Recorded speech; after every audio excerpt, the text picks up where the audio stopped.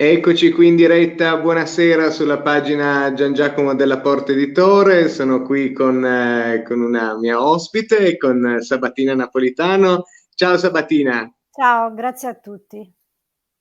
grazie a te di essere qui con noi per questa chiacchierata.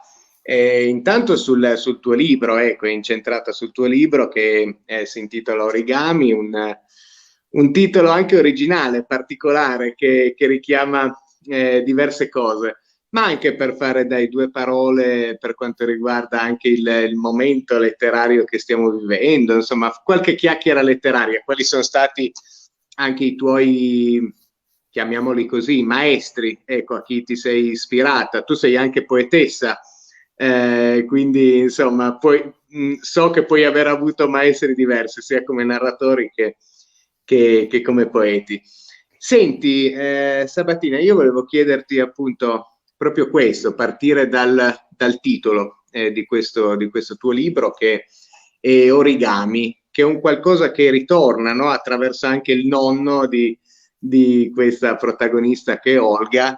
E volevo chiederti, ecco, come è nata l'idea di questo libro, come l'hai concepita e in che modo si rivelano questi origami all'interno della tua narrazione. Allora, sì, buonasera a tutti. Io mi chiamo Sabatina Napolitano. Volevo ringraziare prima di tutto Gian Giacomo perché io non lo conoscevo prima e per me è stata un'occasione veramente unica entrare in contatto con lui. Anche per un omaggio alla città di Torino, perché io non, pur avendo recensito diversi autori coltivando diverse amicizie, non ho mai avuto un contatto diretto proprio con la città. Quindi saluto tutti quelli che mi conoscono a Torino. Sì, a Torino conosco un amico con cui ho fatto una diretta, però non ho mai insomma allargato le mie amicizie, quindi per me è un'occasione veramente di crescita, un'occasione nutritiva. E, in attesa quindi magari di venire da vicino, iniziamo a parlare un po' del romanzo perché sei stato gentilissimo a chiedermi del romanzo, quindi ti ringrazio anche perché tu sei editore, quindi la tua cura è per me più profonda perché c'è un occhio diverso dell'editore rispetto a quello del lettore o del giornalista. E di questo ne parlo in un modo o nell'altro anche in Origami, quindi sì, si parla proprio di rapporti tra l'editoria e il giornalismo. Il libro che presentiamo è in effetti questo, Origami, e ho visto sulle tue pagine, Gian Giacomo, che hai dei riferimenti a Burroughs, Sì. quindi come narrativa, quindi in un modo o nell'altro ci rimandi alla Beat Generation. Quindi ipotizzo che tu sei un amante della Beat Generation, della Io sono un letteratura. amante della Beat Generation sia per quanto riguarda la poesia che la narrativa e ho fatto degli spettacoli proprio anche a teatro sulla Beat Generation con tutti questi grandi Tracorso, Kerouac, insomma, mi sono interessato e l'ho studiata in profondità, ecco. Allora sì, in effetti la narrativa della Beat Generation che oggi ho ripreso perché io avevo anche citato non a caso un libro di Kerouac, Satori a Parigi. Satori è un'espressione giapponese che è appunto una sorta di illuminazione nelle mie pagine social. Chiaramente questo accade non per una divinazione, ma per una principio che ci muove, un principio di ispirazione che ci muove nei passi, perché io questo libro l'avevo condiviso dopo che avevo condiviso una canzone di Mahmood diversi anni fa. Quindi ho ritrovato un po' una chiusura del cerchio anche con Sanremo e con quello che è accaduto oggi perché la morte di Monica Vitti mi ha investita. Io Grazie, veramente grazie di ricordarla intanto che è eh, successo oggi, quindi sì, mi ha profondamente colpita. anche perché io avevo curato insieme a Chiara Ricci una diretta di approfondimento proprio sulla figura di Monica Vitti e di Anna Brignone, abbiamo parlato del suo libro Recitare è un gioco, Monica Vitti, e quindi abbiamo esaminato profondamente la figura di Monica Vitti. Sì, Chiara è una studiosa, lei ha approfondito con documenti, con chiarimenti anche bibliografici la vita dell'attrice, quindi veramente quando si hanno di queste morti il processo che investe una cultura è un processo identitario, ci sono dei carismi particolari a cui richiama un'identità. E quindi io mi sento parte di questa identità, sì, in un modo o nell'altro, perché è un'identità anche che ha a che fare con la letteratura, con la cultura.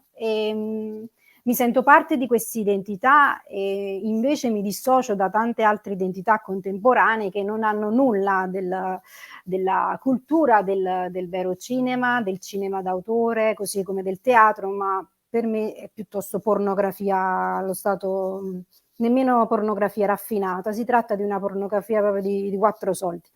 Pornografia che vendono in maniera facile anche su Amazon, anche in altri termini, quindi io non ho mai approfondito, però le figure dei grandi, delle persone carismatiche italiane, non posso dire che non mi lasciano un'impressione profonda. Quindi sì, sono rimasta molto toccata. Poi io stamattina avevo condiviso una foto di Venezia, perché ormai anche i miei amici torinesi hanno conosciuto.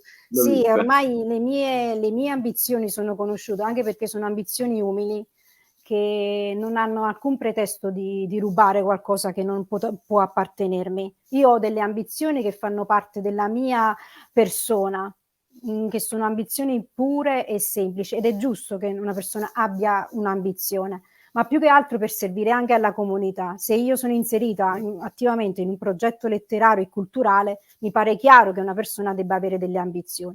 Ambizioni che riguardano sempre la sfera del sacro, della persona, della vita in quanto splendore della vita, quindi la normalità degli esseri umani, ambizioni normali, confini normali.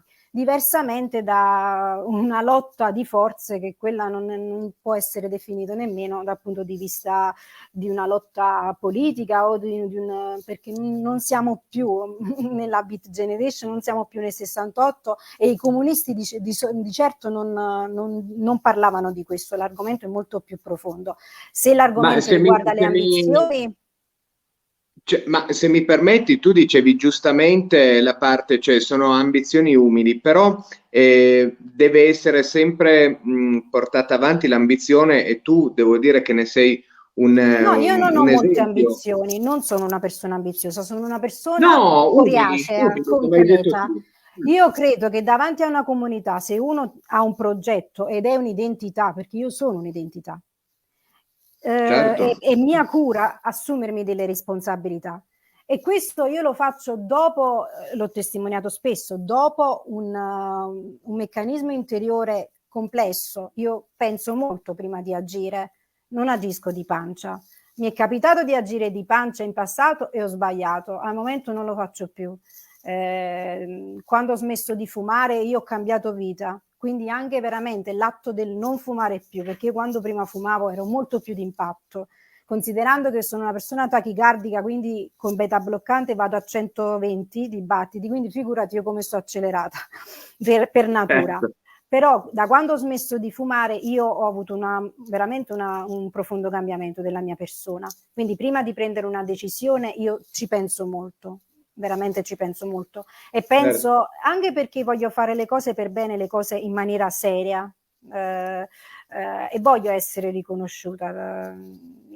Ma hai detto bene, io quello che volevo dirti proprio è che oltre a quelle ambizioni umili di cui hai parlato, sei anche una figura credibile nel campo che stai esplorando, che è quello della letteratura, perché sai, di progetti di progetti culturali e progetti letterari senza credibilità è piena la nostra società. Essere Eh, credibili è già più difficile e lavorarci. Invece devo dire che in te lo riscontro, te l'ho scritto anche privatamente, proprio lo sai, e quindi ti faccio i complimenti anche per questo perché ti muovi molto bene e si vede comunichi passione. Ecco, la passione quella è importante e sai di che cosa stai parlando, quindi questo ti dà invece la credibilità. Ecco, l'ambizione anche se umile, se non è supportata dalla credibilità, non, e credo no, sia inutile. in questo Quindi, sì, chi mi conosce sa che per colmare i buchi, perché non essendo accademica avevo dei buchi, per colmare i buchi, io comunque ho sempre studiato parallelamente, per colmare i buchi non ho dormito diverse notti per tanti anni, ma questi sono sacrifici che si fanno solamente quando una forza maggiore spinge delle personalità, una forza maggiore agisce in me. Quella stessa forza che mi ha fatto mettere la foto di Venezia stamattina. Quindi io ho messo questa foto. Quando ho visto che Walter Beltroni ha scritto questa cosa su Twitter, io mi sono ghiacciata, mi sono ghiacciata. E quindi questo è il motivo per cui io sto parlando con te anche di questo, perché sono cose che sono accadute, perché in un modo o nell'altro si vede anche la mia impressione. Chiaramente quello che posto, quello che scrivo non ha retroscena, non sono una persona costruita.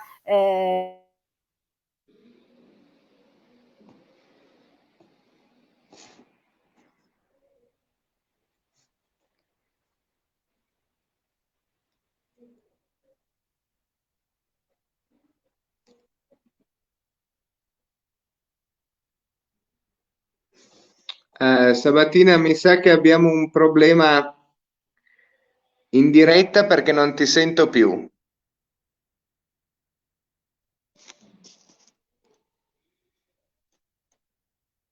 Mi senti tu?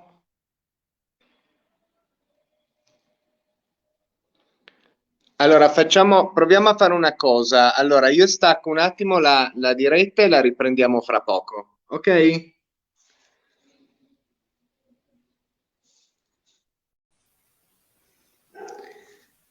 Eccoci di nuovo in diretta. Scusateci, è crollata la trasmissione Colpa per mia colpa di perché, internet.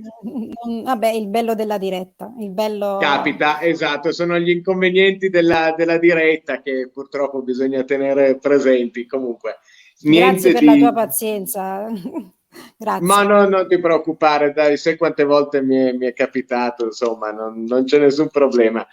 Senti, Sabatina, stavamo parlando appunto del tuo libro, abbiamo esplorato anche un po' quello che dicevi proprio di te stessa, anche della tua figura nel campo letterario, le tue ambizioni e la tua credibilità. E io adesso ti chiedo proprio questo a proposito del libro, ecco, parlavamo del titolo Origami che io trovo molto originale, Origami che è un qualcosa che ricorre nel libro attraverso Olga, attraverso il nonno di Olga. Ecco, e volevo sapere proprio questo, come hai concepito un po' questo tuo romanzo e perché gli origami. Ecco. Allora, grazie. Sì, per chiudere il discorso che stavo facendo prima, alla fine il discorso si concludeva con questa ipotesi se il computer o se un hacker nascosto mi lascia parlare. Allora, il punto era questo, che ehm, la morte di Monica Vitti mi ha segnato perché avevo messo quella foto, sì, per dichiarare un'ambizione, senza peli sulla lingua, perché mi conoscono tutti, Gian, per come sono franca. Ormai sono anni che hanno studiato il personaggio e mi conoscono. Allora, Giusto essere. sì, per quanto riguarda invece il problema della credibilità, allora, siccome io ho vari aspetti, scrivo poesie, scrivo critiche, recensioni, sto scrivendo un saggio e ho scritto un romanzo, i modi per punzecchiarmi sono molti, quindi per la critica ci sono le competizioni per la critica, per la scrittura ci sono le competizioni, quindi prendono quella che magari ha vinto più premi o meno premi, ogni anno cambiano ragazze. Per la saggistica la stessa cosa. Allora è stato molto difficile arrivare al punto di pubblicare un romanzo, non è stato semplice, e tu che sei editore lo puoi confermare quanto sia difficile mettere un pensiero sulla carta e proprio regalarlo Certo. alla comunità, soprattutto in Italia. Allora, in Italia funziona così. Funziona che il sistema per gli emergenti non è lo stesso come in America. In America qualsiasi persona che abbia talento vero e scrive magari su un blog può avere un relativo successo quando c'è del vero talento. In Italia funziona un po' diversamente. In Italia tutto ruota intorno alle università, le maggiori università. Quindi il mio problema è stato quello di non entrare dal principio presso un'università come per esempio cultrice della materia, perché Gian, a parte che non ne sentivo l'esigenza e poi non ne avevo il tempo, perché per arrivare a leggere tutti i romanzi di Nabokov, per arrivare a leggere tutti i saggi di un Ci vuole determinato autore, tempo. ci vuole tempo. Per quanto io abbia Sì, studiato programmazione neurolinguistica, io non ho la lettura veloce. Posso azzardarla per cose che non hanno bisogno di studio, ma lo studio chiede tempo, chiede ore di studio. Io sono stata buttata in casa a studiare per anni, proprio perché secondo me bisogna studiare. Non ho fatto parallelamente lo studio e la promozione di me stessa, non ne sentivo l'esigenza. Allora, il punto è proprio questo. Tutte le università italiane giocano questo ruolo. Ma siccome siamo in democrazia e siccome quello che facciamo lo vede tutta l'Europa e lo vede anche tutto il mondo, i testimoni non siamo solo noi, i testimoni della storia sono tanti i testimoni della storia. Ora, fatta questa premessa e quindi ancora una volta ricordata Monica perché ci ha dato tanto addirittura a me che io non sono un'esperta di cinema, mi ha confortato, anche se lei non penso mi abbia conosciuto, mi ha confortato in dei momenti in cui io credevo non fosse più possibile proprio per il cinema italiano risorgere in un modo o nell'altro, avere un'identità. Io ero convinta che per questi giochi osceni che accadevano anche tra allusioni e vari, io ero convinta che non ci fosse più anima nel cinema. Io ero convinta che non ci fossero più anima proprio nelle attrici. Io ero convinta di arrivare a un punto di indifferenza tale che il mio cuore poteva cadere nell'aridità. Io credo che l'aridità sia un peccato. Conservare un cuore arido è un modo o nell'altro un peccato di vivere, perché bisogna conservare un cuore morbido rispetto alle situazioni del presente. Sai che è la paura di tutti i poeti questo, è un qualcosa che ricordava persino nelle sue poesie, in quello che poi le apprezzavo meno perché è stato un grande romanziere, Hermann Hesse, aveva proprio la stessa paura e diceva, oh, temo che il mio cuore si inaridisca e trovava la sua cura attraverso l'arte, attraverso la scrittura e nell'ultimo periodo verso gli acquerelli. Sì, in effetti Monica ha permesso che il mio cuore non si inaridisse nel momento in cui decisamente volevo chiudere con le altre forme, con le forme dello spettacolo. Ci sono dei premi che sono concatenati in un modo o nell'altro alla grande popolarità. Vedi il premio Strega? Io ho seguito l'intervista che hanno fatto a Stefano Petrocchi perché lui ha scritto La polveriera, che io ho letto ultimamente e sto rileggendo, che appunto parla di Maria Bellonci e parla della Rimoaldi e parla del funzionamento del premio Strega e di quello che è stato il premio Strega negli anni. E lui in questa intervista ha detto che effettivamente Sanremo è un po' il corrispettivo del premio Strega. In effetti lo spettacolo, la dimensione dello spettacolo non è distante da quella letteraria. Se pensiamo ad esempio che molti personaggi che vincono il premio Strega alla fine sono anche personaggi conosciuti all'interno del panorama proprio culturale, anche come personaggi di spettacolo. Quindi io in una prima fase della mia formazione, vedendo quello che accadeva intorno a me, volevo completamente inaridirmi, volevo ghiacciare il mio cuore, sia rispetto allo spettacolo, sia rispetto alla cultura, volevo chiudere tutte le porte. Perdonami se cito, ma questa cosa è calzante, credimi, questa cosa veramente è calzante. Non sto inventando niente, sto seguendo solamente la fase più vera di me stessa, la me più vera, perché io credo che Monica Vitti ci ha insegnato che essere autentici paga, l'autenticità paga, la costruzione non paga, perché tu puoi essere costruito sul palco, puoi essere costruito al teatro, però se tu porti te stesso in ogni cosa, in ogni personaggio, resti, quindi la tua vita si realizza, tu non resti impercepito, assumi un senso vero. E questa lezione di autenticità mi ha permesso di restare salda, di poter credere nel calore delle persone, non nell'aridità. Certo. Crede... Bello, bello quello che dici, mi Sì. piace e mi trovi concorde. Poi il ragionamento del calore, perdonami se faccio questa breve presentazione, anche per presentarmi agli No, amici di Torino, perché io certo. c'è stato per il rapporto spettacolo e letteratura, molti credono che anch'io in una prima fase pensavo che la letteratura deve essere chiusa al mondo della musica o dei cantanti. Questo non è vero. Ogni tipo di assoluto ha qualcosa di meschino in sé. Chiudere delle porte è un atto meschino. Bisogna sempre sentire quello che il cuore ci comanda attraverso uno spirito. Attraverso lo spirito buono si intende, non uno spirito cattivo.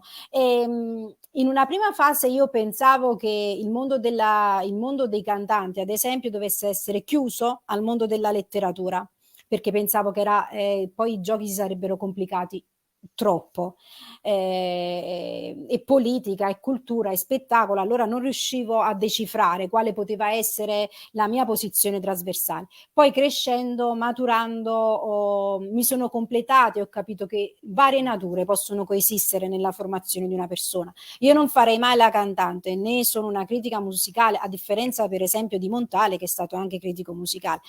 Però la questione è questa, che è giusto che si innestano i mondi quando, ad esempio, canzone, cantautorato può diventare letteratura. Quando io sento che per me diventa letteratura, ad esempio, io adesso ho citato Brividi, la canzone di Mahmood e Blanco, semplicemente perché io ho fatto un video tanti anni fa dedicato ad Antonella Nedda, che è risaputo che lei ha vissuto alla Maddalena, io sono nata alla Maddalena, quindi ho intitolato questo video su YouTube La me calda e le geografie, per dire la parte di me calda, perché sono i miei natali. Io mi sento isolana, la parte di me calda. Ora mi chiamano tutti quanti, alle volte io ho contatti con le librerie, mi chiamano: ma lei è sarda? Perché c'è scritto in internet che io sono sarda. Al di là che se io sono sarda, sono torinese, sono napoletana, sono milanese, sono italiana, europea e sono del mondo, il fatto è questo, che io sono partita da questo filone del calore proprio perché i discorsi dell'anima non inaridiscono, e Nabokov lo insegna questo, che bisogna scrivere con calore. Io me ne accorgo quando la mia penna e la mia voce diventa arida, me ne accorgo anche delle persone che sono aride in sé. Io mi voglio trovare, devi credermi, io adesso non ho figli e purtroppo non ho figli, perché io desidero tantissimo avere un bambino vero, un bimbo vero, non un libro. Però io, al di là di queste prospettive, io mi voglio trovare a 54 anni, 55 anni, che io veramente ho dato qualcosa all'umanità. È una cosa che io sento dalla nascita. e anche prima della nascita. Io non voglio trovarmi, per esempio, a 54 anni, 56, 57, fino a 60 anni a dover fare dei piccoli sgambetti, delle screzie per dei concorsi. No. No, io sono stata in giuria al premio Nabokov e gli amici lo sanno che mi sono impegnata molto, che sono una persona seria, ho votato con giudizio e non farei patti per un premio, no. No, si svilisce lo spirito di una persona, questo per dire. Io credo che tanta miseria, tanta scarsa responsabilità deriva soprattutto dagli spiriti colti, laddove la mancanza di una vera cultura politica crea dei danni seri. Danni seri. E quindi per in un modo o nell'altro tappare i buchi, poi nascono figli, nascono tante stranezze in delle vite che comunque hanno avuto percorsi veramente rocamboleschi. La mia vita stava avendo un percorso rocambolesco, io lo ammetto. Nel periodo che ricito, quando io fumavo, quando mi sentivo nervosa, io mi sentivo nervosa, che avevo l'ansia di essere riconosciuta nella società, avevo l'ansia di riscatto e di rivalsa. Quell'ansia di rivalsa non è positiva. Io ho capito su me stessa che non è positiva. Io preferisco vincere un solo premio se Dio me lo facesse vincere, piuttosto che vincerne 100 per dire che io sono una brava donna nella società. Quell'ansia di rivalsa in me non mi attraversa. Devi credermi, non mi attraversa. Non ho di queste ambizioni. È importante anche perché poi hai ben chiara la tua strada, anche quello che vuoi, quello che desideri dal mondo che stai esplorando. Quindi a volte fare senza una strada, diciamo, prestabilita in noi, la si annacqua anche, cioè ci anneghiamo proprio nei nostri stessi intenti. Quindi condivido assolutamente quello che Sì, dici. devi credermi, annaspare non è il mio desiderio. Io ho desideri, avevo dei desideri che mi hanno fatto arrivare in punti che non sapevo. Io non sapevo che avrei potuto parlare con te. È una cosa che è capitata dalla vita e te ne sono grata, perché io oggi posso testimoniare quanto la morte di Monica Vitti mi ha segnata, quanto per esempio la canzone di Mahmood mi ha segnato. Sono cose per cui io sono viva, la mia anima è viva. E questa spinta naturale ci muove in quello che facciamo. È una sorta di strana provvidenza dettata non da delle meccaniche accademiche. In me non sono meccaniche accademiche, potrebbero diventarlo in futuro, ma questa spinta mi fa essere grata alla vita. Io sono felice, che devi credermi, a parte che io sono una persona innamorata, ma sono felice. Questo processo, perdonami di questa intersezione un po' psichica, ma la morte di Monica Vitti mi ha permesso queste riflessioni, credimi. Certo, quindi hai metabolizzato cose di te, capita spesso ed è un bene che ciò che succede all'altro, riconoscere l'altro, serva a metabolizzare anche delle parti di noi che magari erano rimaste un po' in superficie, forse, non lo so. Sì, Però no, in penso sia realtà necessario. ti fa riflettere anche la morte di una persona che ha dato tanto all'umanità e alla cultura, ti fa riflettere anche sulla tua di identità, sulla tua di persona. Che cosa vuoi fare tu?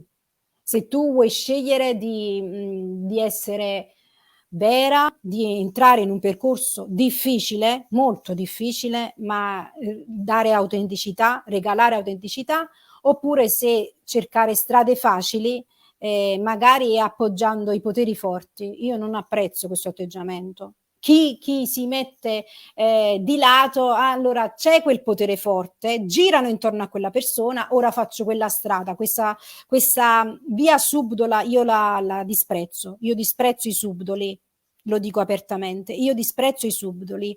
Infatti quando anche con i cantanti ho avuto delle riflessioni, non lo so se loro mi hanno captato, ma credo proprio di sì. Allora, tu fai il cantante, hai amici che entrano in un modo o nell'altro per vie subdole nella letteratura. Ok, non devi nuocere me. non devi nuocere me perché io non c'entro niente. Quindi fai la tua strada, io faccio la mia strada, però amici come prima. Questo per dire, le vie subdole tra i campi non le apprezzo. Io apprezzo che alla Bourdieu ci siano le differenze di campi, perché tu hai pensato anche al rapporto con la società. Ecco, alla Bourdieu ci devono essere i campi di interesse.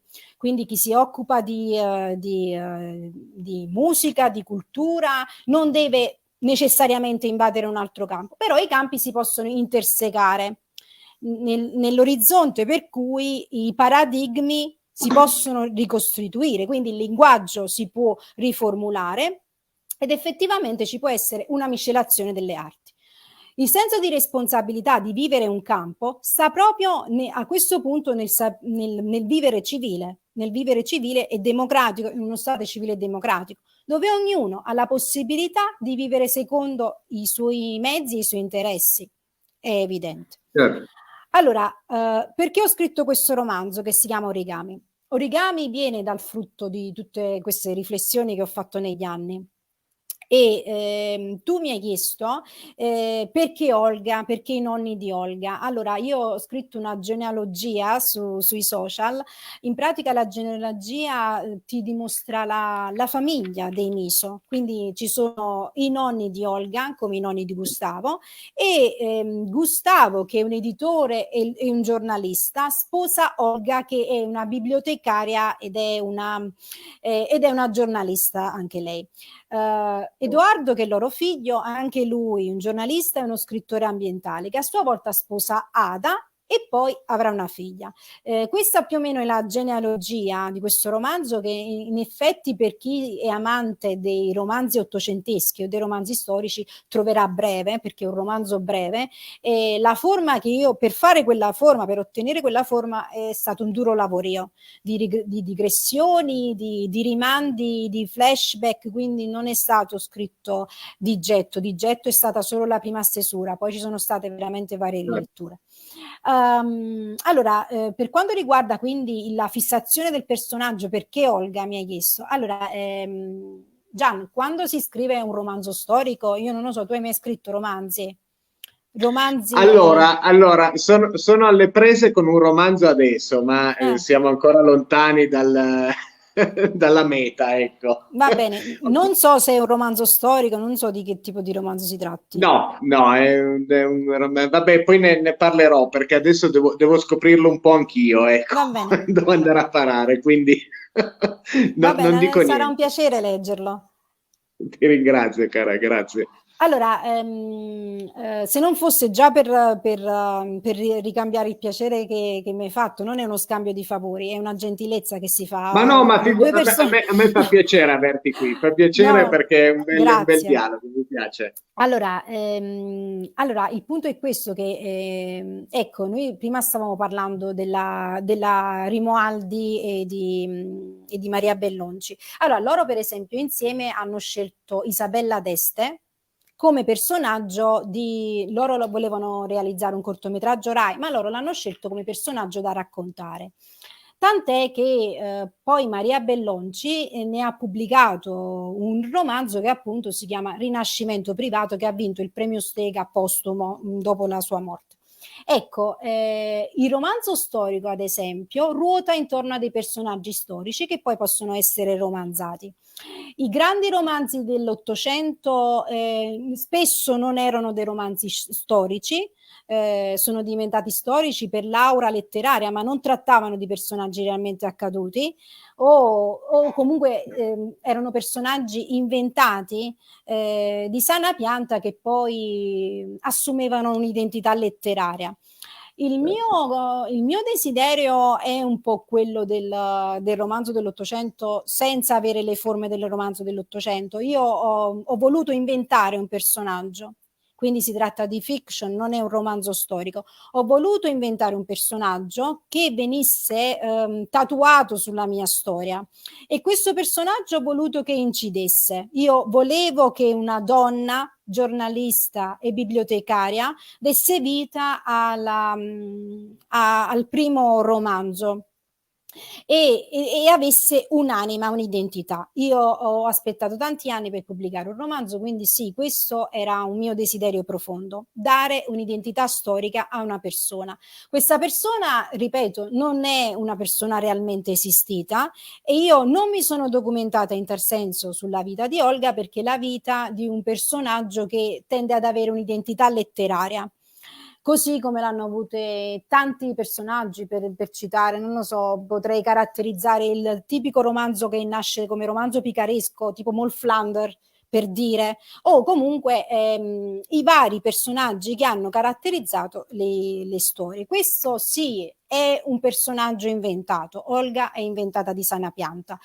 Tuttavia, Olga, perché ho dovuto inventare di sana pianta? Perché il mio interesse era quello di costituire le basi per un romanzo dei primi del 2000. Io volevo un romanzo dei primi del 2000, volevo un romanzo attualissimo.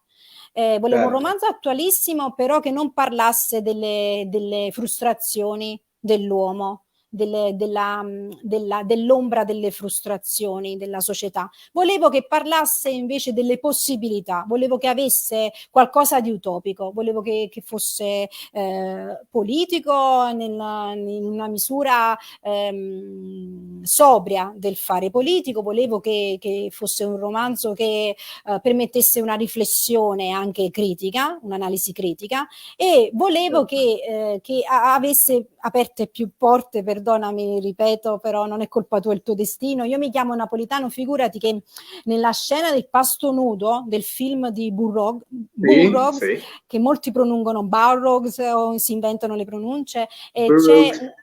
c'è una scena dove il culo parla.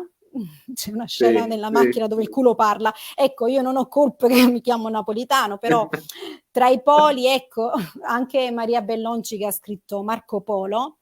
Maria Bellonci ha scritto dei libri sull'anima, anche su Mantegna, ma Sì. lei perché è letteratura, quindi io piacevolmente mi inserisco in questa letteratura. Anche Margaret Atwood ha scritto un racconto dal titolo Polarità. Insomma, queste coincidenze mi innamorano molto. Veramente Certo. sono coincidenze che io definisco le solenni coincidenze. Le solenni coincidenze che, qualora venissero rispettate, diventano storia seria. Io ho delle solenni coincidenze che non sono state rispettate e sono state derise, e questa è una cosa Certo. che è avvenuta cattiva, e per cui io non devo pagare, né devo, perché non ho karma, io ho fatto tutto quello che c'era da fare secondo il mio karma. Però chi ha sbagliato poi chiaramente saranno problemi loro. Io per queste solenni coincidenze ho fatto di tutto e sto ancora facendo di tutto. Quindi ci sono anche delle altre solenni coincidenze che non hanno a che fare con le date, che hanno a che fare invece con le produzioni. Ecco, per le produzioni non so se un domani già io scriverò di personaggi realmente esistiti. Non lo so, in effetti quale sarà. Io credo che per i primi tre non citerò dei personaggi realmente esistiti, perché ho nei miei progetti anche delle riscritture. Che Beh, va questo anche possa a fasi un intendersi. po', eh. Mm? Sono anche fasi della vita e quindi diventano per forza fasi letterarie. A volte si va verso certi modelli, altre volte si va verso altri. Insomma, penso che sia importante più che altro, ecco, ascoltare eh, quello di cui abbiamo bisogno e che abbiamo bisogno di esternare, che ovviamente cambia negli anni. È Non probabile potrebbe che essere diversamente. Sì, è probabile, scusami che ti ho interrotto, è probabile che in futuro io scriverò un romanzo storico, ossia un romanzo non che parli di una determinata fase storica, ma che possa prendere personaggi storici realmente accaduti, ecco per esempio come Rinascimento privato, e farne una storia romanzata. Non so il futuro cosa mi dirà in tal senso. Nel mio desiderio c'è una riscrittura, questo sì.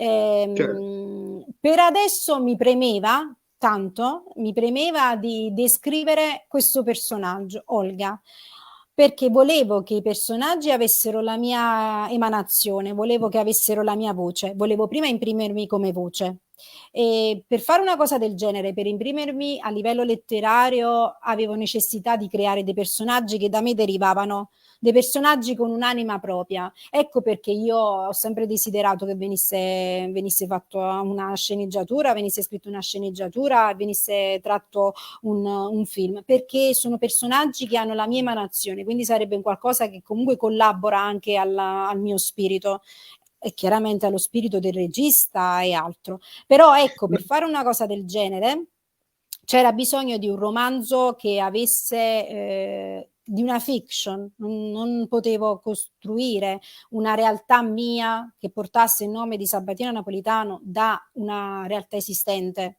perché il romanzo storico è documentaristico, quindi i personaggi non hanno una tua emanazione, non sono veramente creati da te, non sono una tua creatura in tutto. Io sentivo l'esigenza invece di creare un mondo, di creare una realtà parallela, secondo chiaramente il termine del romanzo, che è quello di copiare la realtà. E per fare questo avevo bisogno, come Borges, avevo bisogno di creare un certo realismo magico, di creare una magia.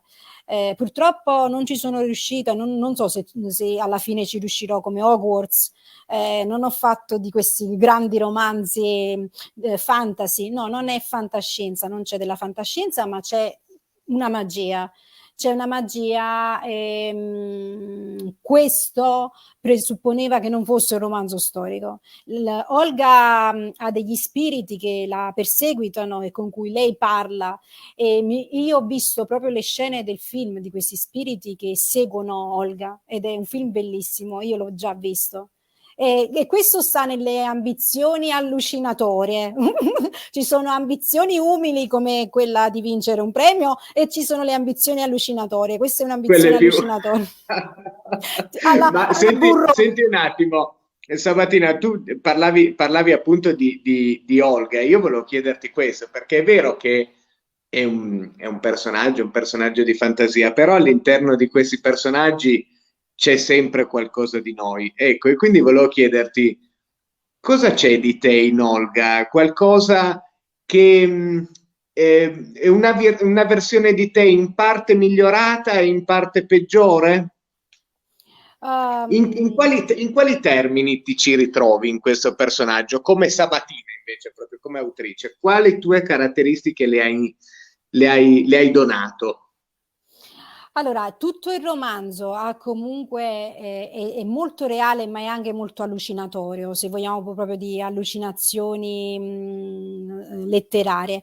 Allora, se io devo dirti che Olga è in me, io sono Olga, no, ti posso dire che tutto il mondo di Tacque viene da me, tutto il mondo di Tacque viene da me, chi l'ha letto si è reso conto che sta proprio nella mia allucinazione, però è un'allucinazione costruttiva.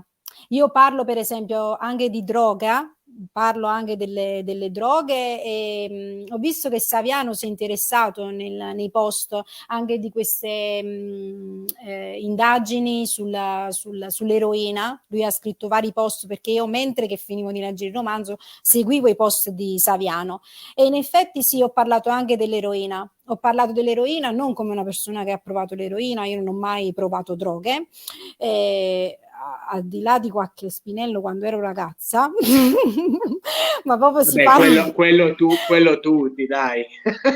Perdonatemi, ma questo è vero, perché io ero da centro sociale, sono stata proprio molto da centro sociale, però ecco, quando ero ragazza, perché adesso non lo farei. Non so se da mamma direi a mia figlia, se vuoi, oddio, adesso apro. L'unico tasto che non ho toccato nei diritti civili è quello della droga. Tutti vogliono sapere se io sono a favore o contro la droga. Ne parlerò. La droga. No, loro dicono è un argomento spinoso, ecco, perché poi sì. ci sono, non sulle droghe pesanti ovviamente, però su quelle leggere ovviamente, non so, personalmente sono pro.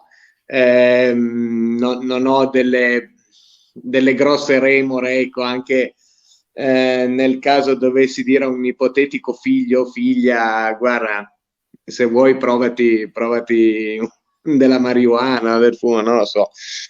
Poi c'è tutto il discorso, ecco, che riguarda tossicodipendenze molto più serie, che allora non si può certo essere così leggeri, ecco. Ma infatti anche nelle canzoni, queste canzoni dei rapper che incitano proprio alla droga chimica, no, evitiamo per favore. È vero che la vita dei rapper è per antonomasia una vita di droga, però io eviterei proprio nei testi, secondo me a me non piace come gusto, poi fate i rapper, ognuno al modo loro. Ma sai, Vabbè, però c'era Eminem, però. Baudelaire nei Paradisi Artificiali diceva questa cosa qui che secondo me è molto importante, perché è vero che esplorava anche il mondo letterario all'interno della droga, perché cambiavano le sue percezioni assumendo certe sostanze. Però è anche vero che diceva questa cosa che io reputo importante, e diceva: guardate che le droghe o comunque queste sostanze psicotrope vi tolgono creatività, non ve la danno. Cioè, quello che voi scrivete potreste scriverlo comunque e quindi vi rovinate. E arrivava da Baudelaire questo pensiero, quindi dal maledetto più maledetto in assoluto.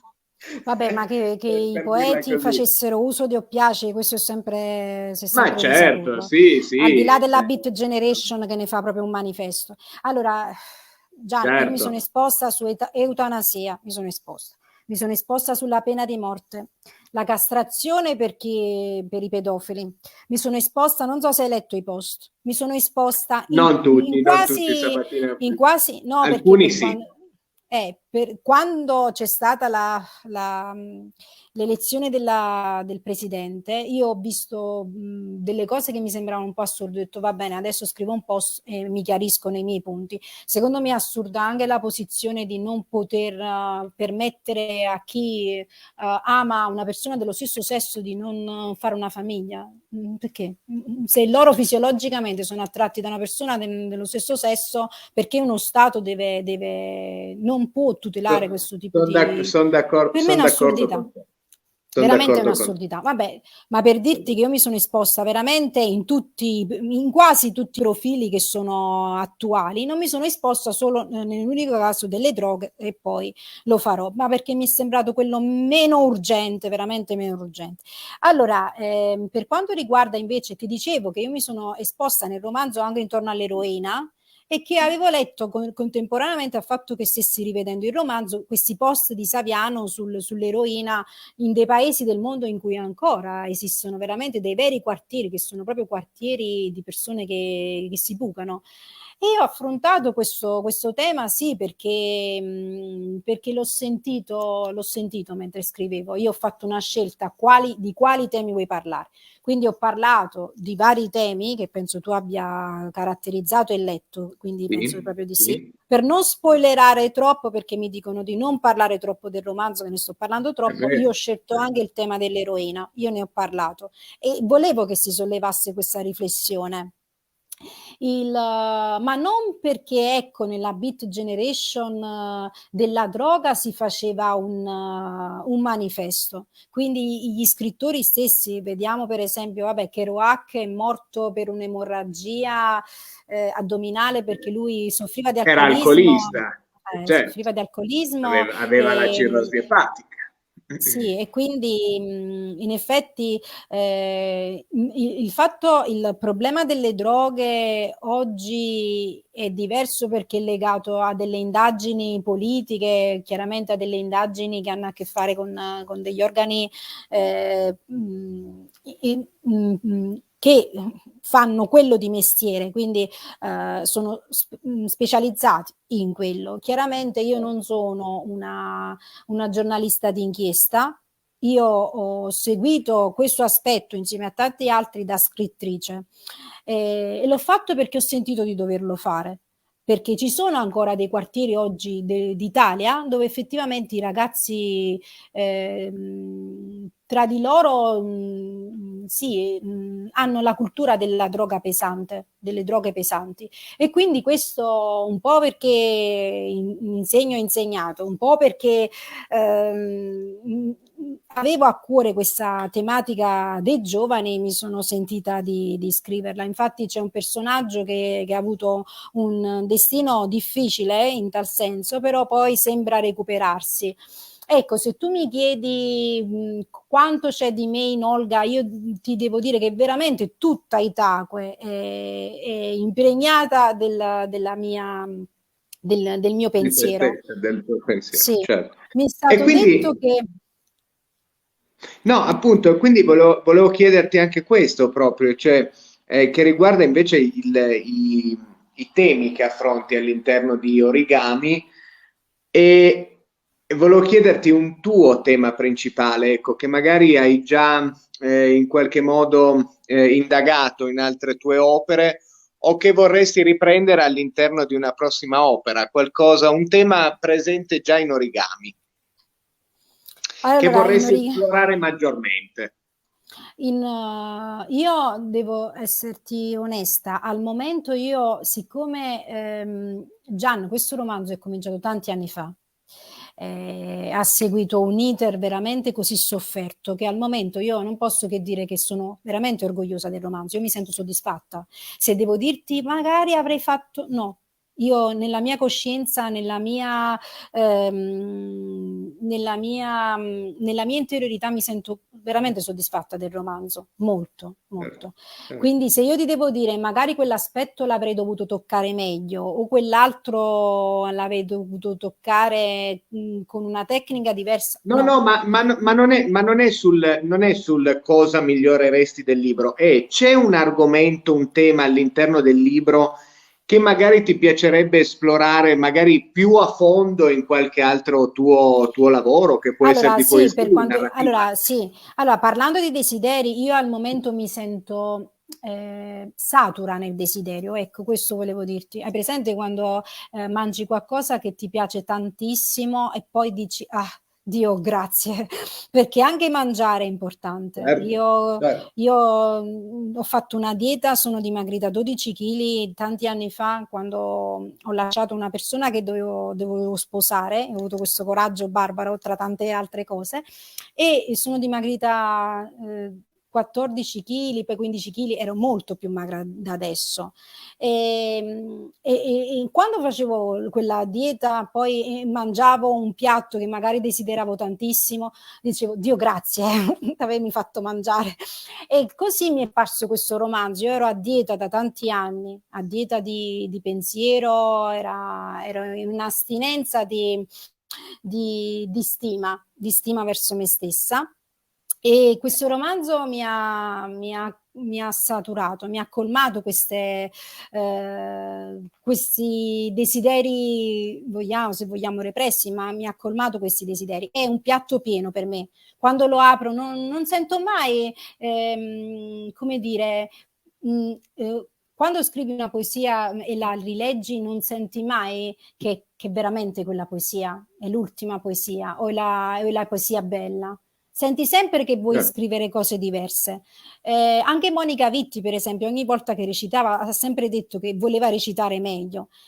Anch'io dopo mi rivedrò nella diretta, non sto recitando, ma dopo mi rivedrò nella diretta e saprò che sarò stata pessima, così come nella vita sono sempre pessima, ma nel romanzo mi trovo una soddisfazione. Nel romanzo trovo una soddisfazione, devo essere veramente sincera in questo. È una piccola perla, è una perla. E io dovevo cominciare con la narrativa e secondo me ho cominciato in modo umile, in modo delizioso, senza strafare, senza credermi chissà chi, venendo dalla mia persona perché era così. Allora, i temi che io vorrei in futuro toccare, ne abbiamo parlato prima, penso che siano comunque dei temi intellettuali, di natura intellettuale. Nei miei desideri non voglio svelare molto, ma ci sono anche delle riscritture, quindi sì, in effetti ho desideri di natura organica, organizzativa. non come un romanzo tesistico, però ho desideri che hanno a che fare, sì, più con un aspetto più accademico della mia natura, più documentaristico. Ma senti, Sabatina, volevo chiederti questo. Tu hai iniziato a scrivere con la poesia?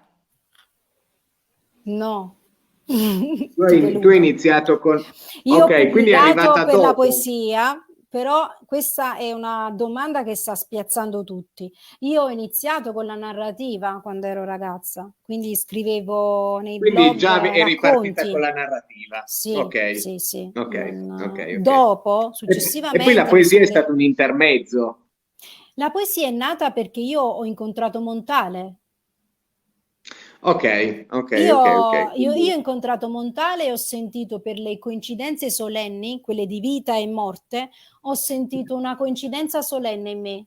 Io ero a scuola, ci sono alcuni miei colleghi del liceo che ancora sento, tutte sposate, tutte coi figli. Beate loro, le mie amiche, io sono l'unica, Vabbè, veramente sono senti, l'unica. arriverà anche quel momento, dai. Eh, no, le mie amiche lo stanno aspettando, le mie amiche disperate dicono, senti, qualsiasi, ti piace Ah, proprio... qualsiasi, di qualsiasi età, com'è, prenditelo, perché non possiamo vederti sola, perché io comunque, a parte gli scherzi, sono sola da tanti anni, è un po' come il piatto che vuoi mangiare e poi non lo mangi mai. Al di là di quando si possa dire, degli incontri e tutto, però la continuità non ce l'ho da tanto tempo. E quindi loro, le mie amiche, mi spronano a vedermi in coppia, mi spronano a non studiare, evitare di leggere un libro e coltivare di Ad più. accasarti, insomma, ecco. No, a casarmi non tanto, no, loro sanno che sono romantica, quindi loro desiderano Ok, ok, ok. di vedermi. Bello. Vabbè, ma io nell'età in cui iniziavo a scrivere ho fatto tante stupidaggini, tantissime. Mi innamorai di un Vabbè, ragazzo, mi innamorai di un ragazzo che si chiamava Umberto. Non ti dico le stupidaggini che ho fatto con quel primo ragazzo che io avevo. Mi ricordo che era il suo compleanno e io ero arrabbiata con lui. Il carattere che vedi adesso l'ho sempre avuto, femminista, insomma, guerrafondaio, tutto il mio vulcanico, temperamento. certo, certo. Quello prima delle sigarette, quello prima di togliermi il vizio delle sigarette. Quindi ho preso questo regalo, mi fece accompagnare fin sotto casa sua, avevo tipo 17 anni, gli diedi il regalo e me ne tornai. Quello è stato Ah, il mio proprio rimpianto, così. sì, è stato il mio rimpianto più grande. E gli dissi, guarda, io ti ho dato il regalo, quello era il suo 18° compleanno, ti ho portato indietro il regalo perché tu non mi hai rispettata per telefono. Sbagliai, sbagliai. Ma E io ho vabbè, sempre oh, sbagliato nella mia vita. Ma per dirti quanti rimpianti e quanti rimorsi. Però ma no, ma non devi ho quello. sempre agito, ho sempre agito con carisma, con Sì, identità. e secondo la tua natura anche, cioè Sì. quello che il tuo cuore, anche la tua testa ti chiedeva Sì. di fare, quindi Ecco, penso che... io ho fatto del male a quella persona, io in quell'episodio feci del male a quella persona che amavo tantissimo, anche essendo il primo fidanzatino, io mi ricordo che amavo quella persona. Io ho un aspetto scorpionico, gli feci del male perché lui mi fece del male. Così come è una cosa della natura. Per dire, io spesso vado in chiesa, molto spesso, ora sta facendo proprio la chiacchierata da salotto, mi è andata bene così. Ma Molto sì, spesso va vado in bene, chiesa dai. per farmi conoscere anche dagli amici torinesi. Ci E sta, va bene. in chiesa io non frequento testimoni di Geova, non ho niente contro le persone dell'altra religione. Io vado in chiesa, sono cattolica.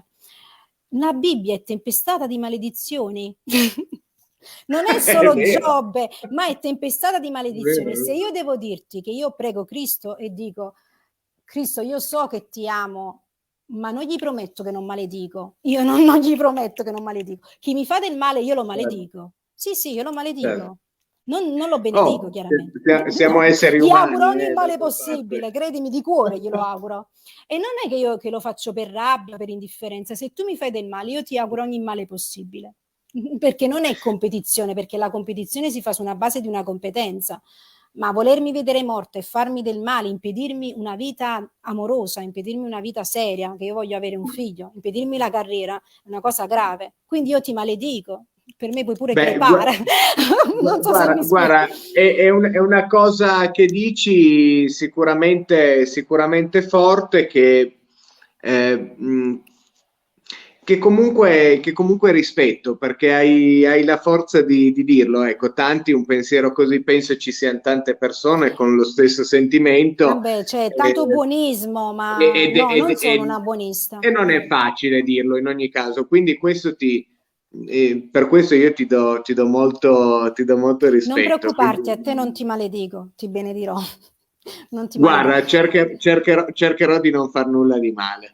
Ma io non credo Vedo che le questo. mie maledizioni abbiano effetto. Io non credo proprio che abbiano effetto le mie maledizioni. Peccato, peccato, perché io avrei la strada più facile, veramente. Mi trovo tanti impedimenti. Io sto giorno e notte a maledire le persone, ma non succede niente. Non succede niente. Il giorno dopo stanno meglio del giorno prima. Ma com'è possibile? O forse perché è proprio la mia E fede. beh, Allora ognuno impara a sfogarsi, insomma, in qualche modo. ma No? io non è, allora, se io devo dirti che rappresenta uno sfogo per me in quel momento, la maledizione in sé, no, io da poeta maledico, non come poeti maledetti, ma io maledico con la parola, ma non accade nulla, non Letterariamente. Ok, accade ok. nulla. È Io vero, maledico di per solito legittima succede così. difesa, perché bisogna utilizzare la parola, io maledico per legittima difesa. Però effettivamente non hanno effetto, sono talmente buona che anche le mie maledizioni non hanno effetto. Ma è vero, è così. E infatti il coraggio di dire queste cose è proprio perché poi ci si rivela delle persone buone, altrimenti Sì, non perché lo si sono una direbbe pasta di così pane. facilmente. Ma Sì. sì, si vede stamattina. Senti, abbiamo ancora 2 minuti. Intanto c'è scritto Manuela Di Mauro che dice: riguardo all'accenno sul racconto storico, anche io ho appena terminato un romanzo che non definisco storico perché non ruota attorno ad un personaggio o ad un fatto realmente accaduto, ma è di ambientazione storica. Ritengo che comunque sia necessaria una conoscenza di base o una ricerca attenta per non rendere anacronistica l'ambientazione ed inficiarne la buona riuscita. Quindi l'impegno è indispensabile e non minore di chi tratta un tema reale. Questo dice Manuela. Sì, sì, Intanto assolutamente. ciao Allora, Manuela. fin tanto che c'è Ciao. E studio, ciao Paola Ercole, ecco, ciao, che ci ciao, salutano. ciao, mi fanno molto piacere le domande e vi ringrazio. Allora, fin tanto che c'è studio, come dire, perdonatemi, ora siamo in tema della Beat Generation, ma non c'è una vera e propria presa in giro del lettore. Ci sono tante persone che io ho sentito, tante scrittrici che per me rappresentano e hanno rappresentato una presa in giro, perché vanno in giro a dire: ma io per scrivere quella scena ho dovuto vedere su Wikipedia.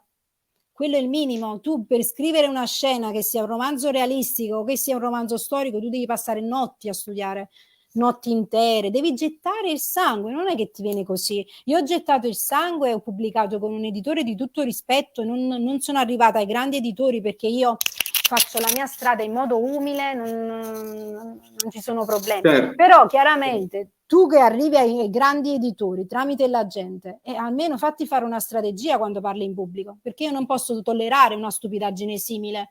È vero che la tua agente non sta nemmeno nella categoria degli agenti, quelli là selezionati, perché c'è una lista che mi hanno spesso inviato di tutti agenti selezionati, che sono agenti che comunque vanno incontro alla richiesta, sono agenti seri che vanno incontro alla richiesta di chi gli propone il romanzo. Questa agenzia non sta manco in quelle agenti, quindi figurati a che livello arriviamo.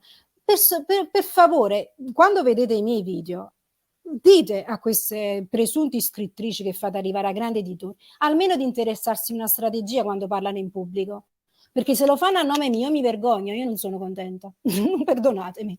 Certo, Qua sì, siamo sì, sì, tutte quante, certo. hanno le stesse possibilità, ma questo significa veramente studiare, non prendere in giro il pubblico. Non si deve prendere in giro il pubblico.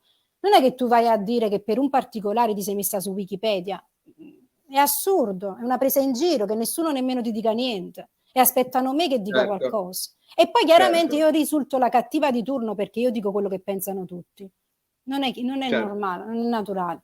Allora, per esempio, per il mio romanzo me ne stanno dicendo di cotte e di crude.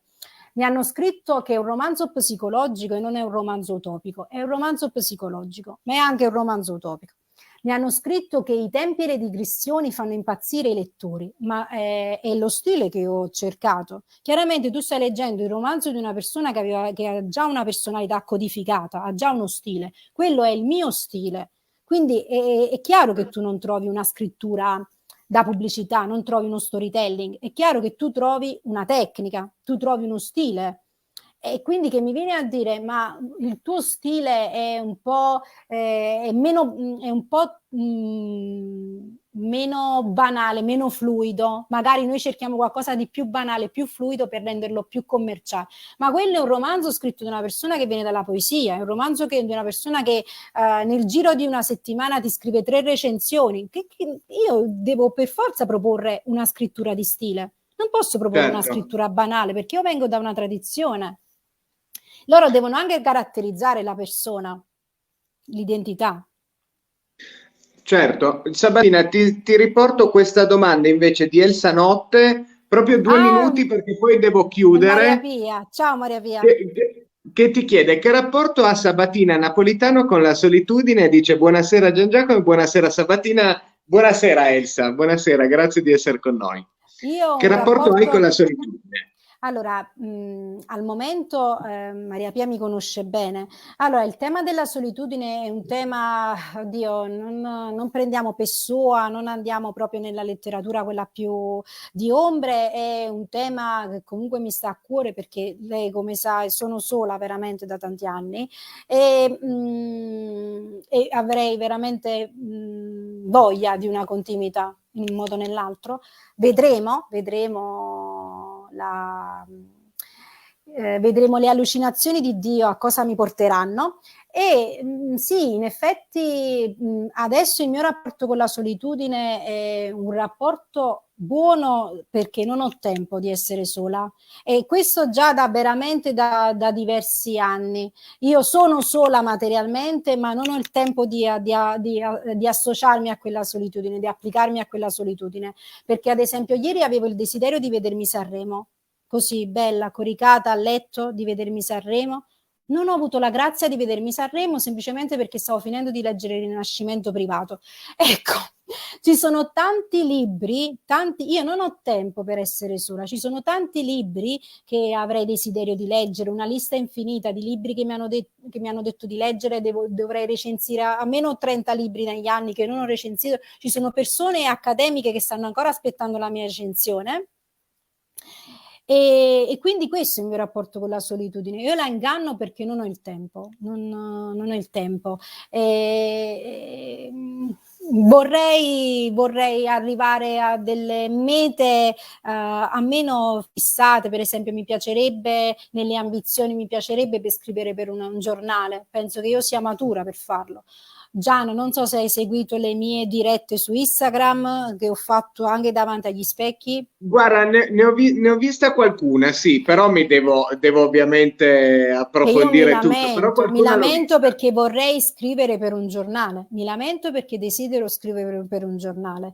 Ho chiaramente la lista di tutti i giornali, proprio come un'agenzia di stampa, ho una lista infinita di tutti i giornali, delle persone di riferimento da chiamare, non ho avuto il tempo. Non ho avuto il tempo perché non ho avuto il tempo nemmeno per proprio gli origami, non ho avuto il tempo. Io ho questa lista di tutti i maggiori giornali da chiamare personalmente, quindi occuparmi di. Non ho avuto il tempo. Ho avuto il tempo di parlare con te, di parlare con altri giornalisti, ma proprio perché io sono nell'allucinazione di Dio. Ma se ti devo dire che io mi sono concentrata a parlare con qualcuno, a proporre un progetto, una rubrica che io ho in mente, che io voglio fare, non ho avuto il tempo. Non ho avuto il tempo. Tutto quello che sta accadendo è perché si sta intersecando. Però per il resto questa è un'altra ambizione. Magari quando scriverò nel giornale, prima cosa ti taggo nel primo articolo, nel mio primo articolo di carta che desidero tanto. È una promessa, eh? Sì, sì, ti sto facendo tante promesse, così crescono le amicizie. Magari È vero, poi, è vero, magari è poi vero. mi mandi qualche tuo libro, posso fare un richiamo, una riflessione a un tuo libro, mi farebbe molto piacere. e poi ne Molto parleremo. volentieri, stamattina, molto volentieri. Senti, hai voglia di far vedere ancora la copertina di Origami, che poi Sì, dobbiamo chiudere anche perché sennò mi ammazzano. ecco.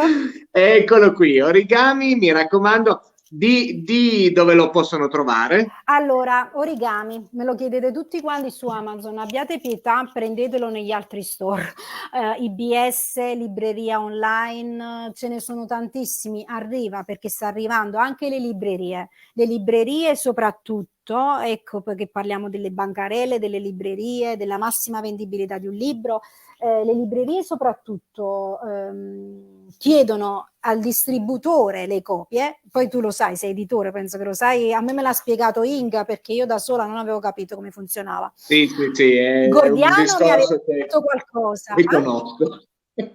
Allora, le librerie stanno chiedendo, non lo so tu che distributore hai, penso che più o meno sono sempre gli stessi. Sono sempre gli stessi tra Street Lib, Libroco, Messaggeria Ok, per Separate, esempio io sì. con Corsivo, con Libro.co mi sono trovata benissimo, infatti su Amazon dopo un po' subito, invece con questo è un po' più difficile, però in ogni caso il libro si può reperire facilmente, si va in libreria, si chiede il libraio lo chiede al distributore, nel giro di poco arriva perché Inga è molto attenta, quindi Inga veramente sta sempre a fare i pacchi, va, perché me lo dice. La stessa cosa in qualsiasi distributore. Ho dei problemi solo con Amazon che spero si risolveranno. Si risolveranno. Va bene, Sabatina, io adesso ti saluto che Grazie Gian, ho un grazie, è altro stato un po' un impegno. salotto intellettuale. Guarda, è stato un bellissimo dialogo con te sul libro, su di te, proprio anche come letterata, perché questo deve essere il tuo percorso e questo sei. Ti ringrazio. Quindi io ti ringrazio per questo nostro incontro, ringraziamo chi ci ha seguito e Sabatina, teniamoci in contatto e Sì, presto aspetto i tuoi magari libri. rifaremo qualcosa.